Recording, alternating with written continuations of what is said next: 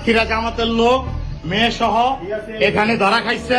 Viral একটি video, তারপর তুমুল আলোচনা, ব্যাখ্যা দিয়েও শেষ রক্ষা হলো না। সম্প্রতি সামাজিক যোগাযোগ মাধ্যমে একটি ব্যক্তিগত মুহূর্তের ভিডিও ছড়িয়ে পড়া সাতক্ষীরা 4 আসনের সংসদ সদস্য গাজী নজরুল ইসলামের।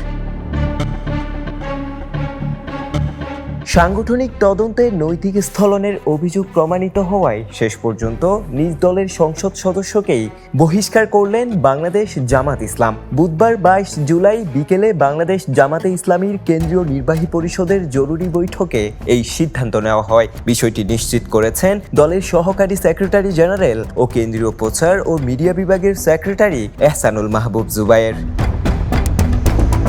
এদিকে একই দিনে নতুন করে আইনি জটিলতায়ও পড়েন গাজী নজরুল ইসলাম। তার বিরুদ্ধে আরও 4 জনকে আসামি করে পল্লবী থানায় একটি মামলা দায়ের করা হয়েছে। ভাড়াকৃত গাড়ির চালক ওবায়দুর রহমান বাদী হয়ে মঙ্গলবার মামলাটি দায়ের করেন। পল্লবী থানার ভারপ্রাপ্ত কর্মকর্তা ওসি মামলার বিষয়টি নিশ্চিত করেছেন। জি, আমার নাম মারুফ, আমি দা নিউজ থেকে বলছিলাম। জি ভাই বলেন। আপনার ওই সাতক্ষীরা 4 আসনে যিনি এমপি রয়েছেন জামাতের, তার বিরুদ্ধে কি আপনার পল্লবী থানায় কোনো মামলা হয়েছে কিনা? ওনার নামে মানে নাম হয়েছে একটা, হ্যাঁ নাম হয়েছে। মামলা হয়েছে না? জি। এখন মানে মামলাটা কি অবস্থা রয়েছে একটু যদি বলতেন, এই জন্য একটু ফোন দিলাম। রানিং অবস্থায় আছে। এরপর জরুরি বৈঠকে বিষয়টি নিয়ে সাংগঠনিক তদন্ত করে জামাত।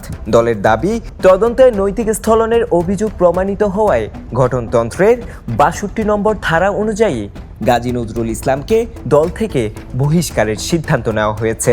একই সঙ্গে বিষয়টি নির্বাচন কমিশনকে জানানোরও সিদ্ধান্ত হয়েছে।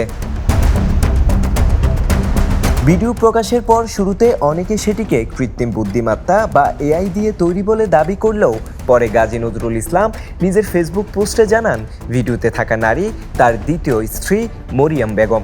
তিনি দাবি করেন, পারিবারিকভাবে এবং প্রথম স্ত্রীর সম্মতিতেই তাদের বিয়ে হয়েছে। তবে সেই ব্যাখ্যার পরও সাংগঠনিক তদন্তের ভিত্তিতে বহিষ্কারের সিদ্ধান্ত নিয়েছে দল।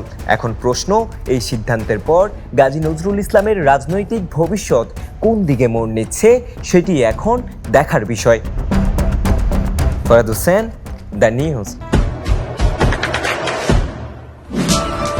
দেশে দেশে সবার সাথে দ্য নিউজ।